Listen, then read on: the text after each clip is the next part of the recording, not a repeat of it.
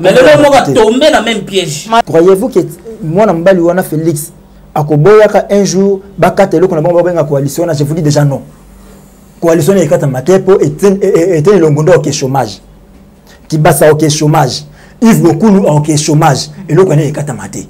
Alors, consultation, FCC, boy na bango, koya, na makambo ya sebengaki bango bakende ko assister na prestation de serment ya j'ai joué à nommer. Alors, nous sommes défilé la consultation. Nous avons filé à Kabila. Kabila Zoya Mbabango, bien, Boyana Yababino. Ce que tu as là, tu as la consultation. Jean-Pierre Bemba. Jean-Pierre Bemba, Nicolas montre $25 000. Alors, Kabila Zabon. Nicolas montre. Montre à tel le beau qu'on a demandé dans la photo, la montre. Kabila. Il a piloté l'avion, il y a Kabila. Le gouvernement 1+4 coup d'État. Kabila président Jean-Pierre Bemba premier ministre. Il a accepté ça. Seul le candidat qui a perdu l'élection, c'est Jean-Pierre Bemba. Alors pourquoi on dit qu'on a des consultations? Souci na ezali na 2023, ceux qui vont passer l'élection, ils passent à la candidat. Les comédiens ne sont sensibilisés pour les potes qui ont un référendum. Ce sont les comédiens qui ont sur le bien fondé référendum pour la gratuité de l'enseignement. Ce sont les gens-là qui nous facilitent. Mais là, il y a une crise. S'il s'agit de ce sont les mêmes comédiens. Donc, ils peuvent donner leurs propositions dans le sens de la comédie. Comme ça, réellement, qui a gagné, qui n'a pas gagné les élections. Quel est ce pays-là qui a publié l'élection, bah, la résultat brut et bloqué. Un tel a eu autant de voix, un tel a eu autant de voix, nous avons gagné l'élection. Là, la publication, bon, ça le matin, à part les pays n'abisso. Donc, c'est clair. Tant que c'est les bon, que la carte de la Cour constitutionnelle, tant que bon, c'est que bon, réellement que ni les ala qui étaient bien avant, ceux qui Kabila qui n'a même misité, pour avoir décidé autrement que Tokendena récomptage de voix. Après qu'il récomptage de voix parce que sur le récomptage de voix, Kabila et sa bande seront perdants. Moïse Katumbi n'est pas politicien. Moïse Katumbi est un commerçant. Et pour un commerçant, ce sont ses intérêts d'abord. Avec en 2011, Etienne Tshisekedi pouvait gagner les élections. Et soit gagner l'élection, Katumbi bato Kabila bakiroki mamenga Katumbi na tika la bien. Pour ça la bien, tika na la notre terrain déjà na inacé et il laissait bango de balbara que la politique s'est fait la nuit et non les jours. Ayebiango. Na 1982, ce qui UDPS a besoin de soutenir, c'est parce que tu as créé UDPS, qui n'a mangeoire, il y a MPR. Ce sont les frustrés. Mobutu a l'ennemi qu'on laisse à Bango, ne va pas la UDPS. Qui ne le sait pas. Il veut faire une union sacrée. Quelle union sacrée en salle? Il veut faire une union sacrée avec qui? Les gens qui ont Mandoki à Congo? Il y a une union sacrée à Bango? Il les a traités de Mandoki, non? Il y a une union sacrée à Mandoki. Non, tout ça là sérieux. Et pourquoi tout ça là? Kabila est en retraite, il y a une bande de distraits. Il y a une bande de distraits au Bazanaï. Et Kabila n'est pas avec eux, Kabila est avec Félix. Lorsque Félix a aussi consulté, tu n'as soir, Kabila qui est moi la mère. Le biboye, il y a mon endingeni. Ils savent ce qu'ils font. Ils savent ce qu'ils font. Il reste que Kabila n'est pas avec Félix. Félix n'a sorti de ce qu'il vous dit. Kabila faisait la l'aise. Parce que Félix dit que Kabila c'est le Moutinga. Le Moutinga il paie Kabila $640 000 l'an, les mois plutôt. Félix a dit qu'après que l'on ait le pouvoir à bénéficier de $640 000, voilà.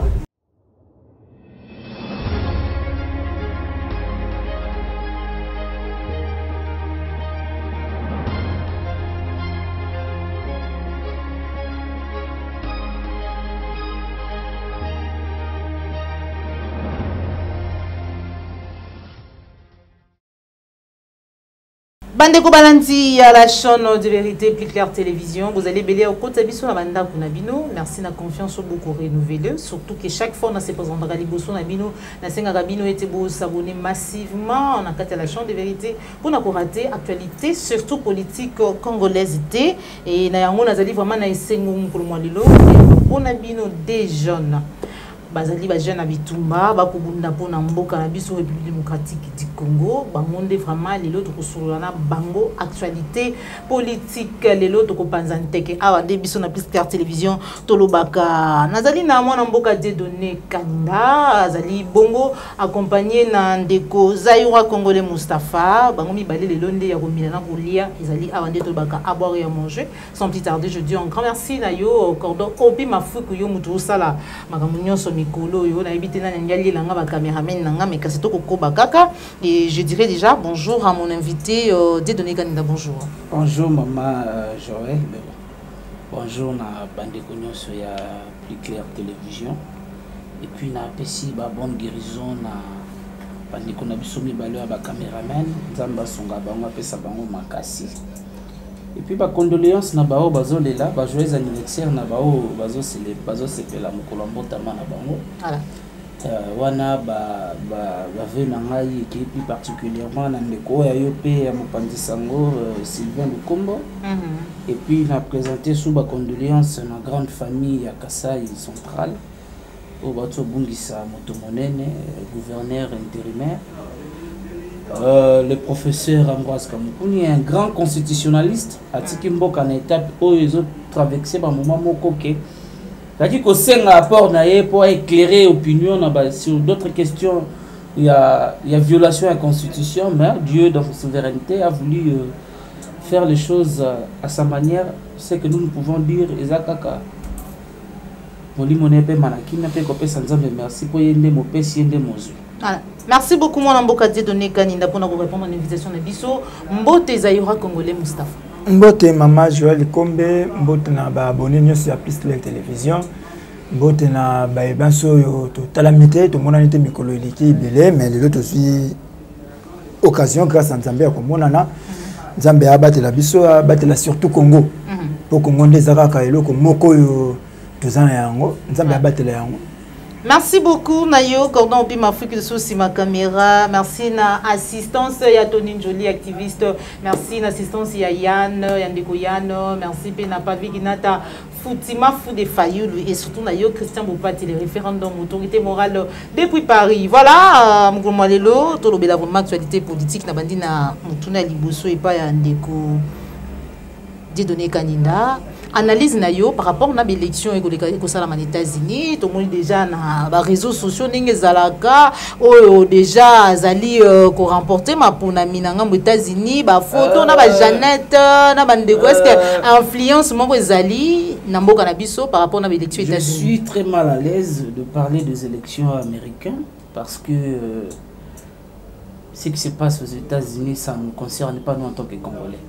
Nulle part tout le monde ba américain ba fanda ba beta lisolo ya élection na mboka na biso mais ba américain bazaka toujours na même mise na makambo na mboka na bino dans le cadre côté bakenda ko luka pouvoir côté bakenda ko luka ba investisseur côté bakenda ko kutana na banani bakenda ko luka ba investisseur mais dès que bakenda ko luka pouvoir le pouvoir ça se donne ici par le peuple. Okay. Bakenda roluka pouvoir li banda te parce que bagenda roluka li banda ve na madigi ya fandi plusieurs années na mikili ya poto aya ki azwa ki monter donc faut totika ba débat na pouvoir epé ça mara pas peuple congolais donc peuple congolais baebake les élections américaines et au baxelo remonter tant François Hollande zalaka à l'époque Kabila nous étions à l'opposition François Hollande échangeani na politique congolaise et l'autre côté Macron ya to sepela pe kakabu.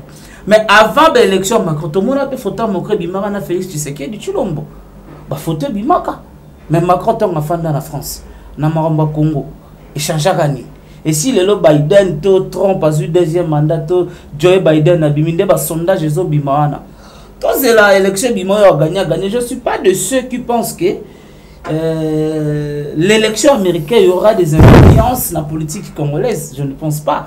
Comment on a que photo na Jeannette Kabila ben ça normalement alors moroté ko produit ba fait ne pas souvent molo ba 15 influences moko ya politique américain Afrique ba ne comme ça nazoka ba moté ba démocrate ba républicain ba zoluka po ba soutenir ba tout ben non ba peuple congolais tout ba que le Congo est un état souverain et indépendant. Souveraineté na biso tozwa kango depuis 1960. Donc, quand on s'ingérer na bamaponami ya libanda parce que ni part okoyoka ambassadeur congolais. C'est ce que moi j'interpelle les autorités mboka na biso. Ambassadeur congolais na mikili États-Unis a contesté l'élection ya kuna nde bango bazalaka élection salami bozoka la communauté internationale, l'ambassadeur de l'Union européenne prend l'audace de s'ingérer dans nos affaires internes. Donc les alikambo que C'est comme quand l'ambassadeur américain a l'audace à reconnaître na minembwe, ko fana na mabele et puis faire tout ce qu'il veut. Non, faut dire que là, d'abord, l'ambassadeur doit connaître la politique. Il y a Mboka Oyaza accrédité. Ce n'est pas que dit que sera qui assister na autre installation s'occuper de ba installation bien bourgmestre ya minembwe s'occuper ba bloc tout peuple congolais tout tellement la kango to boya kango mais mokonza mboka tellement litoy neza la na population litoy neza la na peuple congolais bah ni la kiango pe makamba minembwe les gens vu clair que le ministre a été installé depuis 2 ans. Voilà. Par qui? Merci beaucoup. Il a été nommé. Merci beaucoup. Moi, Namboka de donné candidat au Zong et pas inayo, Magamboko Lubawana, tous on a nos malubaya, mon Namboka. Zaira Congolais Mustafa, réaction na yo, est-ce que influence est là? Ce qui Donald Trump a quoi, ou tout le monde qui bande quoi, des pestes, bah tu sous maladie bosso, moi ça là, mon niveau vraiment que non bah Congolais, bah aux États-Unis, bah zui, bah fiche, ou bah pour soutenir Donald Trump. Est-ce que ceux qui a l'équité influence ces alliés par rapport à Mbokanabiso? Bon, on est en juste Karabatou, le baraque, bah ça la crise ya mutu, ça juste bateau, bah ça la crise ya mutu. De Barizonaka, Nandenge Wana. Quand Obama a gagné l'élection aux États-Unis, je crois en 2008, il ne sera pas rien en Afrique parce qu'Obama va travailler pour l'Amérique et non pour le Congo ni pour l'Afrique. Tout le monde a Obama a tout qu'il est. À cela qui ne soit ça qui pour l'Afrique. Entre autres, il s'est investi pour la Kadhafi, pour détruire l'Afrique. Alors, le lot comme on a batu babimisi ba photo na bandana batu babimisi photo à Jeannette Kabila na moi c'est Joe Biden. Pour eux qu'on gagner élection ya Joe Biden et vous avez l'influence moko pour la biso et ça bloqué na télé raban tongo midi pour qu'on a bengaka impérialisme. Na bundi tsango makasi. Tellement Africa et l'Afrique devient autonome. L'Afrique faut ça autonome. Donc Dieu donné le lobby que la souveraineté na biso depuis les 30 juin 1960, c'est faux et archi faux. Le Congo n'a jamais été indépendant. Tika Kinde, c'est jamais. Nana Bossani Maloba Etienne Tshisekedi dans le stade de martyrs en 2010. Bato Bapé Sakabiso pouvoir. Bapé Singa pouvoir. Il était clair dans le stade. Bato Oyo Bapé Sakabiso pouvoir. Qui l'a dit? Le sphinx délimité Etienne Tshisekedi wa Mulumba. Bato Bapé Sakabiso pouvoir. Et on l'a démontré. Quand est-ce qu'il a raté ses pouvoirs? Dans la Sud-Afrique. Lorsqu'Atboyi Makamboué Rokata Minembwe. C'est alors qu'Etienne Tshisekedi a perdu ses pouvoirs. C'est alors qu'il a perdu ses pouvoirs en 2011 dans la Sud-Afrique. Kabila le Yaboyi Rokata Kabila Bibo Pesana Rokata Ango. C'est alors qu'il a perdu ses pouvoirs. Donc le bac non et vous avez l'influence non. L'Afrique est encore sous la colonisation. Tous les présidents africains sont des marionnettes. Ah bon? Tous les présidents, à l'exception de Moutouté, sont des marionnettes. Ce sont des gens qui décident. Tant que l'élection Salami a na Kinshasa, et nani deal ya Kabila na Félix Salami. Kabila na Félix ba yidi victoire au peuple congolais ba pesa na Félix Tshilombo Tshisekedi devenu président de la République. Réaction à France zala kinini. Réaction aux États-Unis zala kinini, il y a Belgique zala kinini. Ba reconnaîtra qui était. Ba ne ko reconnaître le pouvoir na yete. Mais il devrait faire asseoir pouvoir na ye wana négocier. Il a fallu qu'il akende vers Bango na mona ki yangote. Il est parti vers eux. Donc, le paquet de la élection à Bangote parce que ça n'a rien à voir avec l'Afrique. Non. Même Maïma, ce matin, le Kanakati à Afrique. Dans l'Afrique du Sud, qui ne recommande l'Afrique à l'Icolo, il faut tout l'Andelango parce que les alliés peuple moko, le bloc de Bissau tout un Roki Kokana.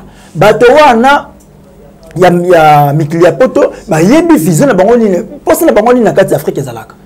Et c'est la Joe Biden a gagné. Et Zalanani a gagné. Souci le Bango c'est d'abord Amérique. Et ce qui est pour l'Amérique et Zalalam, il faut que le Congolais va continuer comme le Congolais. Va continuer comme le Congolais. Donc, quand on va te coller en côté, on va te photo l'andelé en côté, on va te kobimela. On a kobimela, on a te côté la yende na kobimela. Mais tout barré dans une route. Il y a combien que ça là, ben à Congo. Là maintenant, Afrique, Congolais, il faut ailler baké muto kobongisa Congo. Et ça américain, et ça français, eza anglais eza congolais. Voilà. Bato bako telemela kama kambuana ba telemi ba banderole bako soutenir Trump. Nana bosa mona wala benga Soros mi connaît sur la télémela kama ba TV na Soros, George Soros. Soros mi connaît sur la télémela kama Soros. Nana bosa mona mabali wana Soros. Ils sont partout. Donc pour na bango Afrique, il faut ça toujours champ de bataille na bango. Afrique, il faut ça toujours bistre bango bakoya ko sakanaka. Basali ba jeune bango kuna libanda ba yeko sakana wapi na Afrique. Et ça le la homme marié, na femme mariée ba bimi. Ba ko sakana wapi na hôtel. Nenge moko na bato wana. So ba ko sakana ba ko sakana wapi na kati Afrique. Voilà, na kati Afrique le lenge na utaki ko poser mutuna na ngana dieudonné kaninda wi que noté makambo ya ba américain et talibisoté alors qu'ils ont de l'influence pour que no mabeli na biso minembo kende et senga ki délégation ya ba paya notamment o Marc nani Amer Nzita benga ki wa Nzita bien que mokonza mboka lo ba ki était à sursoir alors que jusque là il y a aucun document où ils allaient quoi attester tout quoi prouver que noté makambo wana to décret ou salama qui liboso ils allaient annuler. Vous savez nanyo sotokolo baftolinga Congo aimant les Congo. Soto za bolinga mboka na biso Congo. Moi je suis congolais, naturellement congolais. Donc na cause à la prophète de malheur pour Namboka na biso Congo dire que notre pays n'est pas indépendant, dire que tout ça toujours sous colonisation ndeko botika bobima na baref wana discours moko ezo mais mabiso penda na kopanzana na kokabola mboka ezali blo mo phototika na minute sur le Congo nous devons être unis et ensemble pour construire notre pays. Voilà. Na état o batikeli biso mboka. Voilà. Dieudonné Kaninda nazongeli yo avant na kende pa ya Moustapha Zaïwa congolais. Lobela actualité to banda actualité ya mboka na biso Félix Antoine Tshisekedi mokonza mboka abengisaki bandeko na ye ba kongomani ba terre politique pour te ba kutana autour d'une même table pour zaka consultation ba solola par rapport na crise oye a constataki que to moni Jean-Pierre Bemba Kiyaki akindeki to moni pe président Moïse Katumbi azongi pona kozala consulter peuple congolais bazela nini na kati ba consultation oyo même soki ezali na bandeko musuba ko ba ete crise oyo ya kolobela ezali crise oyo ndeko Martin Fayulu Madidi alobela te mais ezali crise entre yena partenaire na ye Joseph Kabila. Mokonza mboka abengi bayi Congo na ba concertation baye wana ebele bana mboka nyonso bapesa mayele na bango na maison de Kanamboka. To banandon arrivé à monsieur Moïse Katumbi. D'abord pour moi, je pense que c'est un non événement. La saga politique n'a cacheté. Sotira cache msimbongo te. La saga politique n'a ba idée n'a ba mutu. Yebisanga monsieur Moïse Katumbi. À quelle idée donc oh pendant bien sûr hier j'étais contre quand je vis les gens bah que yamben aéroport. Pourquoi ko yamba mutwana? Bale élection formule à 100% sûr ya Kabila. Donc batunyo so basala na Kabila bagana droit mokote ya merci à peuple congolais. Moi ya yemoko Kabila en personne partenaire bazana droit ya merci à peuple congolais. Il y a partenariat on est juste pour co-gérer ensemble. Mais nous nous sommes rendus compte que tout ça na bateau il fallait pas bando qui bazo bloquer action ya Moïse Katumbi bazo bloquer à tika Moïse Katumbi biso to benga na Kabila ye kuna na Kabila ba sangana akima incapable de affronter la justice. On m'a piqué une piqûre. Nous avons vu Moïse Katumbi partout sauf à l'hôpital. Et c'est Moïse Katumbi le moto ba congolais bako ya mbedo ba mbakelo. Ye penda sans communier ba action. Abimisa mbongo te bako ya mbebongo. Ba 50 ba 5 $5,000 et tamboli ba dada ba sombi batu ba action ba monnaie ba bloko na ba utina ngona ba perdre ba na ngona pa biso na po yona lo ba chaque fois lamuka eza biso ne tout ça là biso peuple congolais na triomphal. OK muta pasa romba lamuka peuple congolais telema fachi béton abi lamuka peuple congolais to telema to lamuka si quand tu comprends que escroquerie seulement à Genève, tu comprends que l'amour comme une blanchisserie politique. Il y a un criminel économique, un génocidaire économique. Oh, bandeko nanga ba congolais, tous en bango ba gaz, ba au défendre la plateforme de télévision. Quand tu so tandika musique tu affaire ba sa maison bimi ayimade. Mais est-ce que ce monsieur donc biso to bundisa Kabila, mais il y a rien Kabila mais la champagne.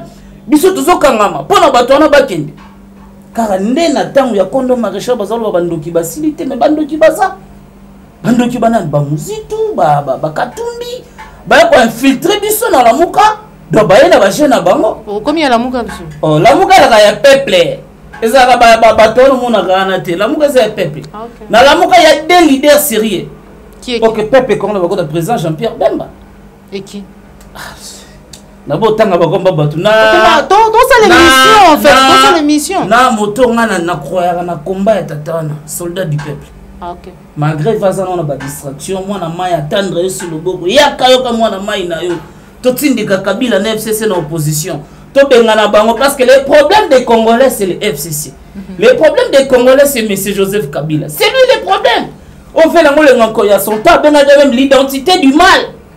Yemora benga fièvre microbe mais na comprendre TV na dernière minute moi sangani na fièvre na microbe auto attaquer qu'il faut qu'on soigne les sous donc le là Congolais faut ba le problème des Congolais ou le malheur des Congolais a un nom et ce nom s'appelle monsieur Joseph Kabila. Voilà to sangani na ba la coalition mais ba lingi mboka ya avancé mais bazo se plaindre au ministre à côté à cash bazo taquer maman entre bino na bango banani ba se plaindre.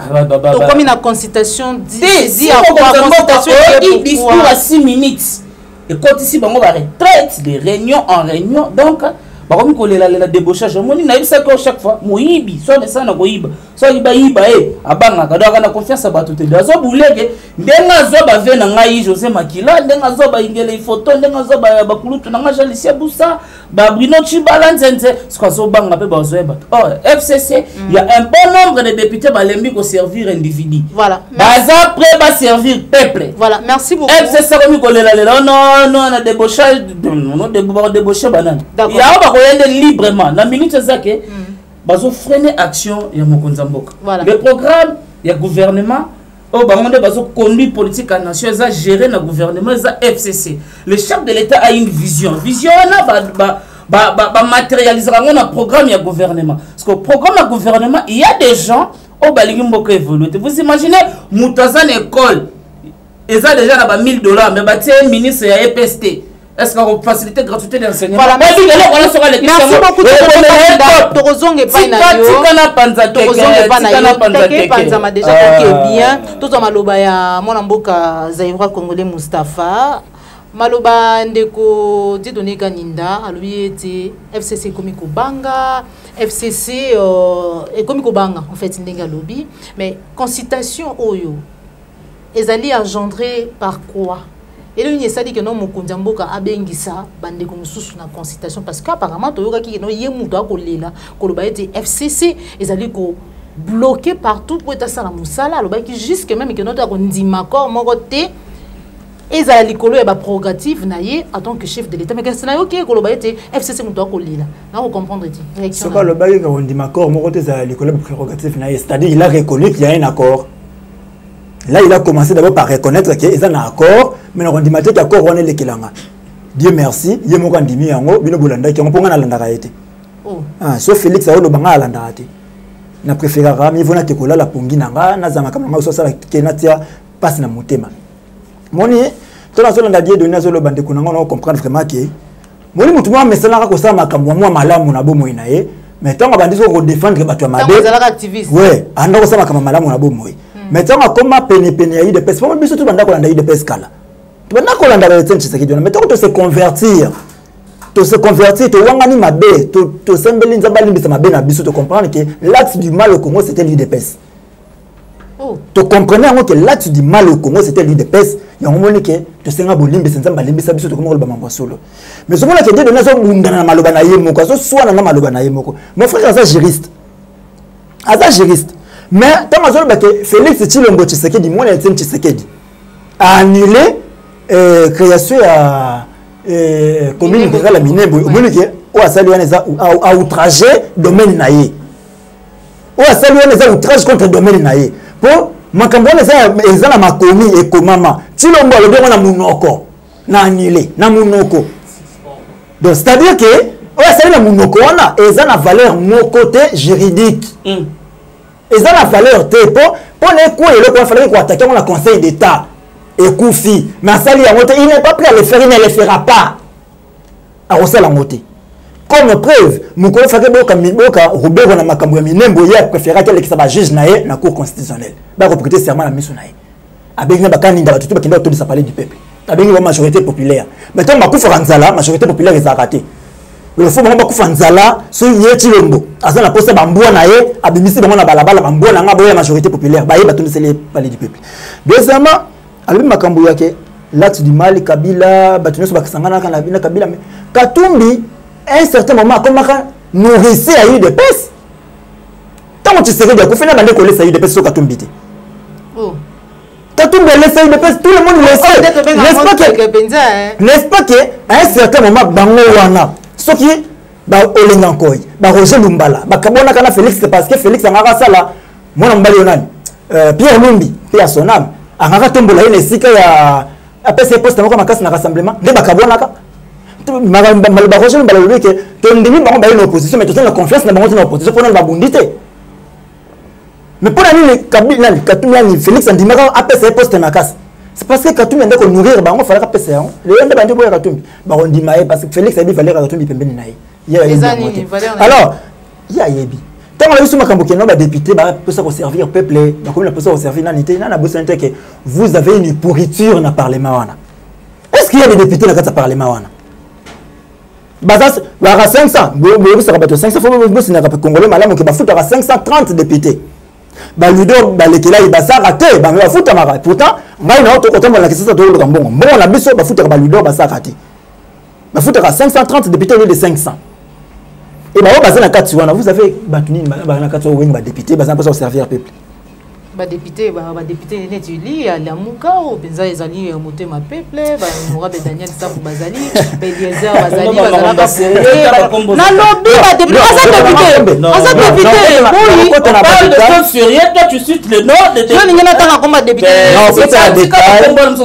non quand on a bato bazo bebisa fonction qui député pardon de connaissance solo ba minutes na yo ka député on tambola makolongulu immoralité ezana député bundana mutu po ba critiquer bolimbisi mama bango makambo basalaka bato ye nyokolaka ndeko Zakaria ko pinga ye na bato ya kotanga mais le moka tomber na même piège malamu mais côté l'Assemblée nationale wana na mona koloko malunga obima kunati et c'est clair et c'est là composé bien préfabriqué par Corneille Nanga pour na kobatela mona mbali yo ya kinakati ils sera bien fabriqué pour na kobatela ça c'est clair et loko malunga ko obima kunati alors les Kambakobota mais la consultation tuni mutuna et botameli wapi. Consultation botami un adil Félix Asalakana Kabila. Bah il y a victoire à peuple congolais. Tu gagner l'élection à Bissot Boyi Kabila pour son troisième mandat on a réussi. Tu le dis que non Félix Yemoko Anthony Chilombo n'a sorti à Genève elle que le changement au Congo s'appelle Martin Fayulu. Là, on a attribué un combo à la Mouka. Mais, dans la malobe à Félix, dans Genève, le changement au Congo s'appelle Martin Fayulu. Donc, tout le petit changement, il fallait voter Fayulu. Et c'est ce qu'on a fait.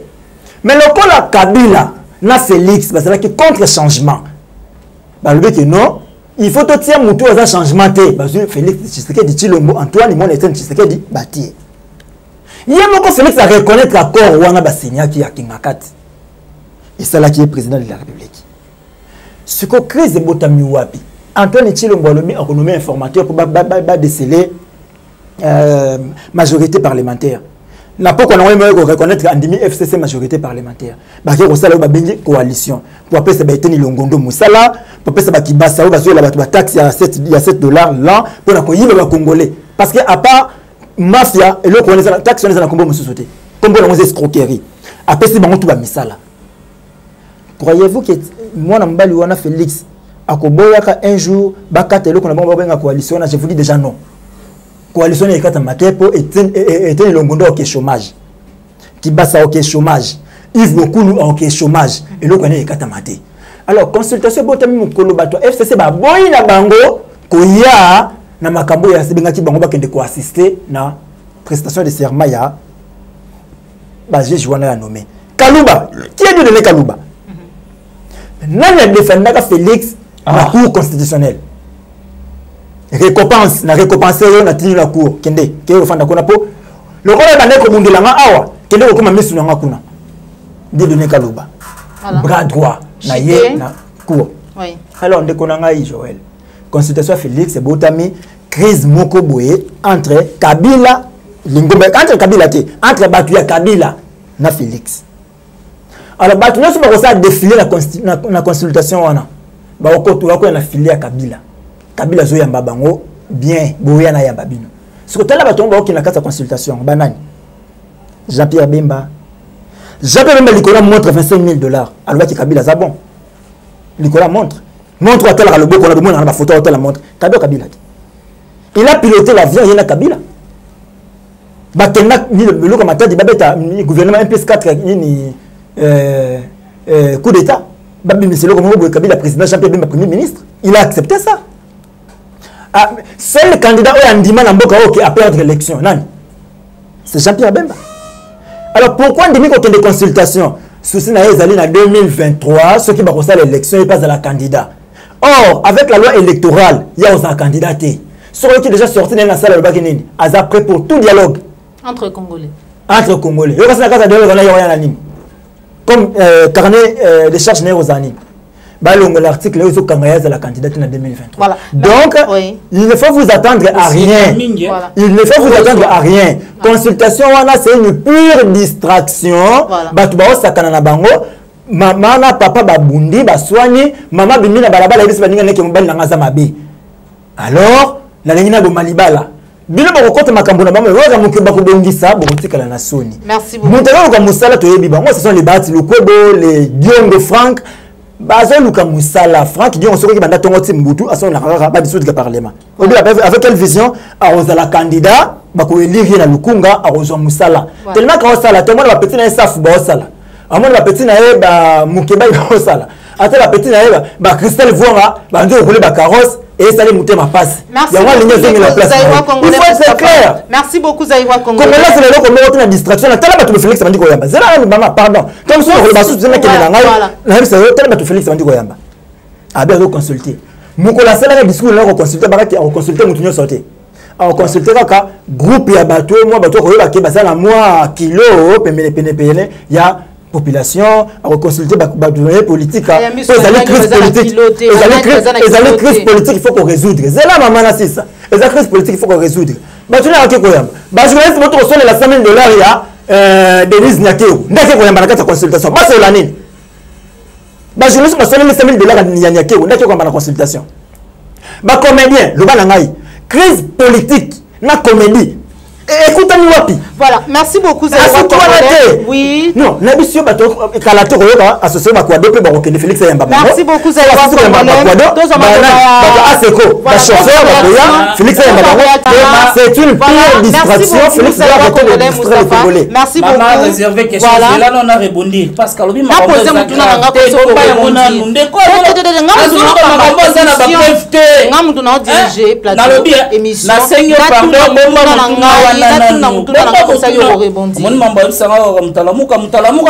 pas question. On a posé Moutouna Nanga au rebondir. On a lobby boye. Ndeko Mustafa a lobby été crise ezali entre FCC Cash donc entre Ndeko Félix Antoine Tshisekedi Mukonzambo kana partenaire naye Joseph Kabila. Est-ce que batunyo so bazoya oyo na ba oya tangi ba comédien pour toi boutir na nini? Tangu a lobby été Mokonzamboka na Genève le changement s'appelle Martin Fayulu. Est-ce que Bolanda ba révélation maman F Bazaïba? Moi j'ai beaucoup de respect à bande quoi les gens été des conflits de chef de l'État quand on va mettre la main sur lui oh bolobania so boroloba. Donc on n'est pas dans ce sens. Maman Bazaïba elle a fait des révélations très graves. Elle a dit quoi? Que notre candidat favori c'est au Kendara Genève. Yes, moninga na ngai ya mikolonioso. Puis il s'est dit la biso candidat comme même monsieur Félix Tshisekedi Tshilombo. Mais il s'est passé ce qui s'est passé. Tu se retrouves là ba fabriquer leader moro bekuna ba ndi biso ve Martin. Ah, total libre moi na mboka. Ve na biso soldat du peuple. Ba ku félite to feka na ba pona. Apoli a comme une vérité désir. Quand il dit que problème ya coalition botami na nomination basis ba nommer Zuzi Kalubi. Qu'est-ce qui s'est passé? Audio, il y a la main était clair. FC Sala Aboulaga Zala contrôle. Il y a appareil judiciaire, surtout il y a cour constitutionnelle. A raté en gros. Babi que justice c'est comme indépendant. Babi Bazala indépendante, pardon, maman. Babi Bazala na même mise na justice. Mais Bazouzio, mais ça n'a nommé Bazouzio, fraîchement la politique. Juge Kalouba. Hier, maître Kalouba. Aujourd'hui, juge Kalouba. Il était dans les collectifs des avocats qui ont défendu les résultats de la CENI où la partie, il y a Félix Antoine Tshisekedi dans la cour constitutionnelle. Où est le mal? Le juge Koulou, à l'époque maître Koulou. Mais c'est lui qui a défendu Kabila dans la contentieux électoral en 2006. Franchement, le cabinet chef de l'État. Il y a des ouzio dans le cabinet politique, les collègues de Bami, Babocha, Banemi, comme ça, Bazouzi Kuna. Mais le Bazouzio, fraîchement, les deux juges, maman Alphonsine Kaloumé. Aouti fraîchement la magistrature a passé d'étape tout. Et là, le chef de l'État a annulé la décision et a miné. C'est fou. Sanctionnant. Suspendre, annuler. Parce que c'est un décret de premier ministre. Hein. Il faut attaquer par un autre décret pour annuler. Il y a premier ministre, Sylvain Silunkamba. Mais quand ce décret a été signé, c'est depuis maintenant tampon. Nous sommes venus. S'il faut attaquer cela à niveau de la justice pour faute administrative, il faut aller au Conseil d'État. Même lui, en tant que citoyen congolais, il se dit être congolais. Il peut saisir la justice pour l'annulation de cet acte. Mais aujourd'hui, le bourgmestre de Minembwe, il est sanctionné, il est suspendu. Minembwe, na minute, bapesi amoni na Rwanda et na territoire congolais. Pour comme na Minembwe, comme na Kigali, il y a des territoires voisins pour balekawana. Ndeko nanga falo baramakamu oyo. Exactement quoi aussi le populisme kolobake Moïse Katumbi a nourri l'IDPS, je suis pas de l'IDPS mais nous avons un peu combattu proche de quoi IDPS. Dites-moi, IDPS existait avant Katumbi. Dans 89 ans IDPS alors qui était Moïse Katumbi pour nourrir l'IDPS? En 2011 IDPS a bâti campagne sans Moïse Katumbi. Mais pourquoi dire des choses aux ana maîtrise na moté? En 2018 IDPS a bâti campagne sans Moïse Katumbi. Et aujourd'hui, c'est Moïse Katumbi et ces gens-là ont refusé le site de l'Olengankoï, de Lumbala et consort. On doit être sérieux devant la caméra. Quand nous sommes devant la caméra, il faut avoir la cohérence, même dans l'idée Marambozolo. C'est bien bon de critiquer. Mais il faut aussi amener des pistes de solutions. Dans la vertige, s'il faut parler du Congo, la Mouka, comme un débat d'individus. Oh, Bemba montre on a 25 $, soit cadeau Kabila, ce qu'il a de preuves. Si aujourd'hui il va tenter action judiciaire contre lui. Ah, là, ça va, preuve, n'a pas allégation, ça va affirmer sur la place publique. Oh, c'est sur base d'un deal. C'est quoi le deal? S'il y a un deal, c'est le deal que Félix a fait face à la population. Lors de la campagne électorale, il a promis des choses à la population. Il vous a dit, l'accord dont on parle, c'est l'accord qui est reconnu par la Constitution. Ah bon? C'est quel accord? Coalition. C'est quel accord? Que dit la Constitution? Le Premier ministre est issu de la majorité parlementaire. Et si cette majorité n'est pas connue, le président de la République va confier la mission à une personne de son choix, la mission d'information. On va bien être informateur. Mais à l'époque, pour ne pas vouloir charger l'État, parce que l'État avait besoin de moyens, bah, ça qui charge un président Jean Kabunda, ça là qui a un peu d'État, il y a une majorité, Botaki, coalition FCC, cash. Le ministre, Premier ministre, Iloukamba. Et là, nous sommes rendus compte que nous sommes en coalition avec ces gens, Balini Mboka évolué. Nulle part dans le monde, le président de la République va traiter inconscient. Fezara Fati peut bloquer les catés. Sushi Narambo. Arma Tungu la Gendab. Qu'est-ce qu'Arma Tungu avait fait pour mériter ce qu'il a mérité? Florida Chebea. Mais il y a un député national qui a eu l'audace de traiter le président de la République inconscient. Vital Kamerhe, pourquoi a quitté l'Assemblée, le perchoir de l'Assemblée nationale? Mais pour avoir contredit les dires des chefs de l'État. Or, selon notre constitution actuelle, le président de la République est irresponsable devant le Parlement. Sa seule responsabilité, c'est ce qui est reconnu à l'article 87 de la Constitution. Il dit que le chef de l'État rendra compte à la nation il rend compte à la nation sur la gestion du pays devant le congrès du Parlement et c'est sans débat. Ce n'est pas nous, c'est la Constitution qui a dit ça. Mais nous avons vu les gens traiter le chef de l'État de tout. Mais ces gens-là ne sont pas inquiétés, ces gens-là ils vivent calmement et circulent librement. Et voilà pourquoi ils ont minimisé même compétences à ma comédien. Moi, je connais certains de ces têtes-là. C'est crise des alliés politiques. La politique, c'est un art. Pour faire la politique, il ne s'agit pas seulement d'être un comédien. Parmi ces gens-là, des comédiens, le quoi là, Max Kadium, c'est un intello. Il y a quoi minimiser Bavé Bodo, Bavé Elombe, Bavé Massoumou de non, le chef de l'État a dit politique. Le chef de l'État, la crise politique, la politique, c'est un art. Tout le monde peut pratiquer la politique. Ce n'est pas seulement, il faut être un politologue, il faut passer par la faculté de sciences sociales. Si ils ont une structure organisée, moi je pense que le chef de l'État va bel et bien le recevoir. Parce qu'ils ont aussi donné son point de vue sur la bonne marche du Congo. Hein? Les comédiens ne sont pas sensibilisés. Les potes qui ont un référendum. Ce sont les comédiens qui sont le bien fondé référendum pour la gratuité de l'enseignement. Ce sont les gens là qui nous facilitent. Mais là, il y a une crise. Si il s'agit, ce sont les mêmes comédiens. Donc, ils peuvent donner leurs propositions dans le sens de la comédie. Le chef de l'État, dans son discours à 6 minutes, sur le bouleversé, ici, dans la réunion, dans la retraite. Qu'est-ce que le chef de l'État a dit? Il va consulter les leaders sociaux. Il y a couche sur la population. Lorsque on parle de leaders sociaux, vous pensez à quoi? Si lui va consulter la bande de Guacola, si lui n'est pas consulté, c'est quoi son problème? D'accord. Merci beaucoup. Si lui n'est pas consulté, selon lui, parce que le chef de l'État a reçu les ESOB, il pour lui, consultation, ça aboutira à rien. Moi, je salue l'initiative du chef de l'État, que tous les Congolais soient consultés. Même Venabiso Martin. Invitation, il pas y a ça ici. Plein de sortie de crise. J'ai aimé cette koukouni. Trop actif dans la critique du gouvernement, il y a critiqué mon Twitter. Mais quand je dis cette koukouni, c'est le moment battu qui doit nous salarier. Il y a ça mon j'ai aimé.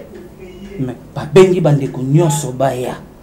Pas ça ici. Et après cela, il y aura l'union sacrée de la nation. Et ça va congolais nyonso. Il a dit le président Fandion est à la recherche du travail, mon cher ami. Il faut quand même avoir du respect à ces grands hommes. Le président Fandion qui n'a pas ça Moussala. Combien de fois Kabila Lukaye? Il avait tous les atouts pour devenir ministre dans ce pays. C'est parmi les gens, on a croyé dans le combat. Voilà. Président Fandion, président Jean-Claude Mbemba, président Martin Fayulu, Baboya Kabila de 2001, Tilelo, Baloba non Kabila. Voilà. Merci beaucoup. Bakoga ministre le rôle ba Félix Sanga bonganga bakoga 4 sangam le rôle ba Félix Sebousse bakoga 4 sangam le comme ministre d'excellence mais ba faire na baboya. Batikala na combat. Lelo la fidélité pour mon foot à bango. Voilà. Si le président Fandion a sénateur dissoudre le parlement, c'est notre initiative. Voilà. Nous avons voulu dissoudre le parlement. Le jeu de ping-pong est seulement dans la cour constitutionnelle. Validation, révalidation, révalidation. Or nous savons que si on constate l'erreur matérielle, c'est-à-dire le magistrat ne faut pas subir faute disciplinaire et ne toucher la décision. Or la cour constitutionnelle c'est la haute juridiction. Merci beaucoup. Avec majorité mécanique fabriquée artificielle. Nous avons voulu que l'ancien Parlement soit dissous. Merci beaucoup. Télévision, la chaîne de vérité, émission pour finir, Moutouna Souka et pas Ndeko Zaïwa Congolais, puis clôturer même question avec Dieudonné Kaninda. Ndeko Moustapha Zaïwa Congolais, Okubundela Mboka na yo, crise des alliés politiques, bien que non, bon, Batunion, Bazali na makanis na bango, Koya Nango pour Totali Samukonja Mboka, yo Pesuko Lingo Kenoko Kenenayo, et ko lo le Nyango toko s'attendre la finalité, ya ba consultation, Soki Joseph Kabila, ou Azali P grand poisson, ou Azali P partenaire privilégié, pour Azali na ba député belé na carte d'Assemblée nationale à aye consultation te. Et Longo, président Martin Fayulu, qu'est-ce qui va se passer? Bon, maintenant, mingi pour la motuna na yo, mais na la mingi na recadrer ba bloc belé de konanga le bina ke bonde un peu rapidement bongo to c'est ça na biso. Tant à lobby makambo ya consultation ça va ça la soni. abeti lisolo moko likambo koloba vérité des urnes non Fayulu azalaki na après qu'il n'a fait la vérité des urnes. Mais si Fayulu avait tort à vérité des urnes, pourquoi tu publier résultat bureau par bureau, circonscription par circonscription? Comme ça, tu vois réellement qui a gagné, qui n'a pas gagné les élections. Quel est ce pays-là qui a publié l'élection, bah, la mort résultat brut et bloqué, un tel a eu autant de voix, un tel a eu autant de voix, on a gagné l'élection. Là, la publication, bon, ça le matin, à part les pays, donc, c'est clair. Tant que c'est si bon, tu as la carte de la Cour constitutionnelle, tant que bon, c'est que bon, réellement que ni les ala qui étaient bien avant, ceux qui Kabila qui n'a même misité, pour avoir décidé autrement que Tokendena récomptage de voix. Après qu'il récomptage de voix parce que sur le récomptage de voix, Kabila et sa bande seront perdants. Et le connaît quoi le quartier. Après c'est le comment quoi ma belle ma cambokeno, bah suspendre décret. Bon c'est bon, bah suspendre décret, une erreur on a commis qu'il y a malubambangu annulation, OK il y a la suspension. Bah quand on suspension les a combien de temps? Est-ce que nous devons suspendre dans le Tongo pour réhabiliter on n'a pas quoi? Tant on va suspendre l'installation, mais ça prend combien de temps? C'est ça le problème. Ayabi makamuto koloba azawana le monique problème est ça qui va comme réfléchir la procuration. Azoko raisonner makamuna koloba fona le bapona s'appeler ça telle couche et c'est ça le problème la Congo actuellement. C'est ça qui tue le Congo. Nous allons le Congo meurt pour ça. C'est ça que vous makamuna bi Minembwe et qu'il y a Rwanda té nana le baki ki Minembwe ki na kata ya Rwanda. Nana le baki non tous à la sérieux na ba dire na ba makamuna sito ko sala. Problème est ça nini? Na pesa ka likambo ya Swaziland.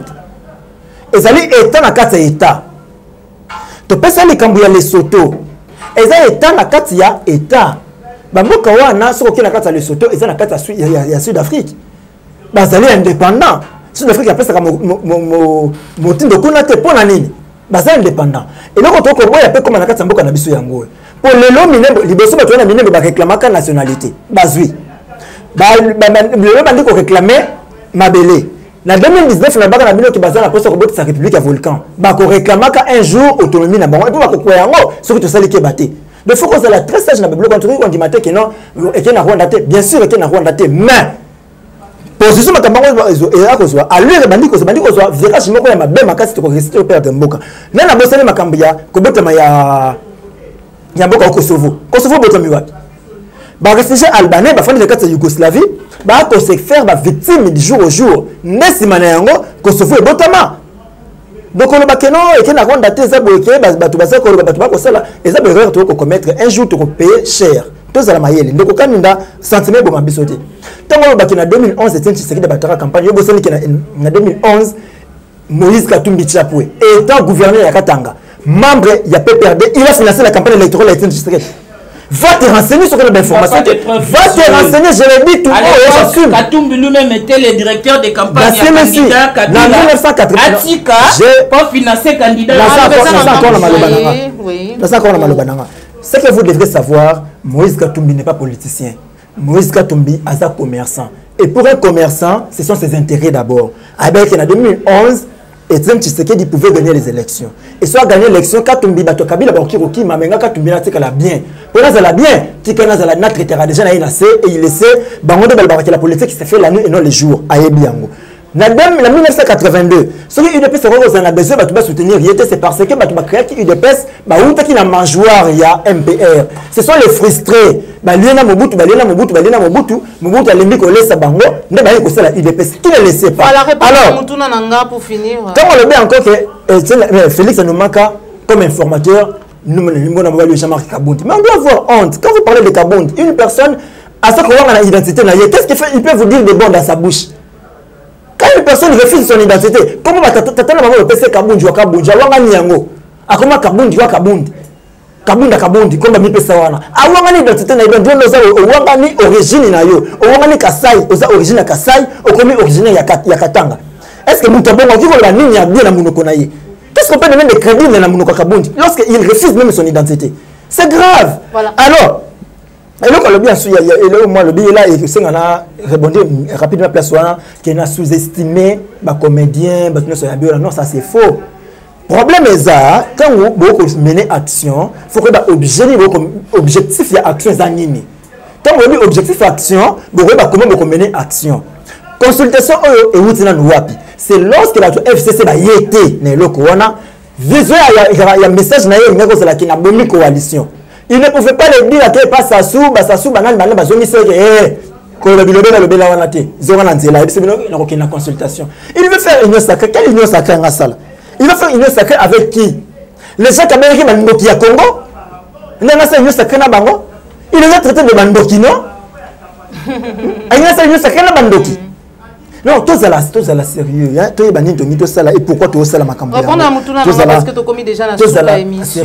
Moutuna n'a pas été la perte de moi. Sans Kabila, sans Martin Fayou. Qui vous dit que Kabila n'est pas là? Qui vous dit que Kabila n'est pas là? Azan en retraite, non, Kabila Azan en retraite, na bande de distrait. Il y a une bande de distrait au Bazanaï. Et Kabila n'est pas avec Kabila avec Félix. Lorsque Félix a aussi se consulté, Batuna soir, Barcelone Kabila qui est moi la meilleure. Ah bah le biboye, il y a mon endengeni. Ils savent ce qu'ils font. Ils savent ce qu'ils font. Il reste que Kabila n'a pas bon Félix Bakio Kabon. Félix va sortir de ce qu'est-ce qu'il vous dit. Kabila faisait à l'aise parce que Kabila Félix dit que Kabila c'est le Moutinga. Le Moutinga payé Kabila $640 000 l'an, les mois plutôt. Félix a dit que après que l'on ait le pouvoir à bénéficier de $640 000 voilà. Et vous voulez qu'à supprimer un haut. Vous voyez comment Kabila Félix l'ignorera Kabila. Pour Félix Kabila bonissait Félix Nzela non seulement que amener la magistrature suprême. Félix est le plus heureux pour Kabila. C'est son partenaire. Je vous ai mis tous devant un défi. Il est Félix, il ne peut pas le faire. Merci beaucoup, Zaïra Congolais. C'est pour finir. Laissez mon numéro de téléphone. Numéro de téléphone.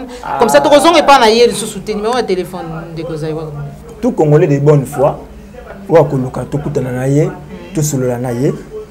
Congolais de bonne foi, plus 243 89 92 31 570. Plus 243 89 92 31 570. Na kokanisa na sima ya mokolo moko to mibale na kokuwa mo quelqu'un ngonga punga mo na to meka ko beta lisolo ya consultation oyo. On a dit que bato po ba consulter to ki na pas médecin pour consulter ba malade. Hein, donc Félix a consulté ba malade. Bato so ki ndona ba bato ba robela. Bonne santé, merci beaucoup, Zaïra Congolais. Mon amboka dit donner candidat. Ils confondent des consultations politiques. Selon lui, une consultation, c'est pour médical. Or, même les avocats consultent, même les sociologues peuvent consulter. Ils consultent, mais pas de problème, non? Merci, c'est mission Zaïra Congolais. Malobé pas na candidat. Toi avancer. Azolo Balikambu, annulation de la loi portant statut à l'ancien président. Il a oublié que quand cette loi passée, Fenanga m'a dit qu'il y avait un assemblée, on pouvait dire non. Pourquoi à cette époque, quand cette loi passait, on n'a pas dit non, Babaraki loi en a été. Si la population était distraite, Zonga Babisabi son nègre basara la loi électorale. Tout le monde a parlé pour ça et la tribune ensemble son a sifflé et le caté. Et si la population était distraite, aujourd'hui cette loi est passée comme que non, Félix a annulé. Non, la loi ça ne se passe pas comme ça. Pour annuler une loi, il faut d'abord commencer par attaquer cette loi de l'inconstitutionnalité au niveau de la Cour constitutionnelle où un autre député a la proposition de loi portant abolition ou certaines dispositions, annulation à certaines dispositions de la loi. Voilà ndeko, ça m'a vu nous prenons l'eau. Abeti li solo di gamba vérité des urnes ana bagi débat na ceci là. Logiquement, juridiquement, droit de totanga. La requête devrait être rejetée parce que il y a des chiffres. Il y a eu des requêtes. N'a pas chiffre différent 51% professeur Kalé le mettre combien à 60%. On ne savait pas qui disait mieux. Donc à cette époque la bâtie on a débat na ceci là. Aujourd'hui, quand le chef de l'État s'est rendu compte que le peuple congolais est bloqué, il a dit dans son discours, dans son adresse à la nation, qu'il ne permettra pas quelconque accord, quel que soit son état et les cas. Prérogatif constitutionnel peuple, constitution PSA, car la loi du comment dire, la loi du peuple, le salut du peuple, c'est la loi suprême. C'est ce que le chef de l'État, le salut du peuple, c'est la loi suprême. Donc, les Congolais sont des Basangani, Toluka, Tobon de l'école, Congo Radelonga, Congolais partout, Bazabalonga, Léona Moni, Bandekonanga, Bakulutu Nanga, Mike Mukeba, Yazongi na raison, Namoni, président Jean-Claude Vamba, Yamo Bakenda, Bambou, Bazongi na raison, Babi, Kelikamba, Salikamba, il y a Corné Baloba, les a problème, il y a Mboka Nabiso Congo, Docteur Sangana, Tobongisa Congo. les Congolais sont partout basali, au-delà de nos divergences, de tendances politiques, aimons les Congo. Voilà, numéro de téléphone. Congo, nous allons évoluer. Voilà, numéro de téléphone. Je suis joignable au numéro plus 243 81 32 555 89. Voilà. Bon, moni, vérité. Et à Kamalem Malem. Lorsque vous voyez une personne agitée comme de Gonanga, voilà, merci beaucoup. Merci na cordon puis ma friku. Ozama qui si ma caméra, merci na papa Lambia Imote, madame Retibia qui nous suit depuis Paris. Merci na ma Congoman nyon so ko qui biso banda kuna bino, merci na papa Simon Bioko. Merci na madame voilà, depuis les États-Unis. Merci à Myonyoso, merci à Zaïwa Congolais pour nous répondre à l'invitation. Merci à Dieu de nous. Merci beaucoup. Maton Domingue, na autorité morale, le référendum depuis Paris. Ah, le référendum. Le référendum depuis Paris. Autorité morale. Christian Bopate. Autorité morale. Na PCP Mbote Mingi. Ah, autorité morale. Ok. Depuis Félan, de Konangaï, Landé Okosha. Voilà, c'est vrai que voilà de Konangaï. Bomba Mabangana dimanche. Merci beaucoup, on se retrouve pour un prochain numéro, toujours sur la chaîne de vérité. Au revoir. Mission politique, le roi Mamie, il est là.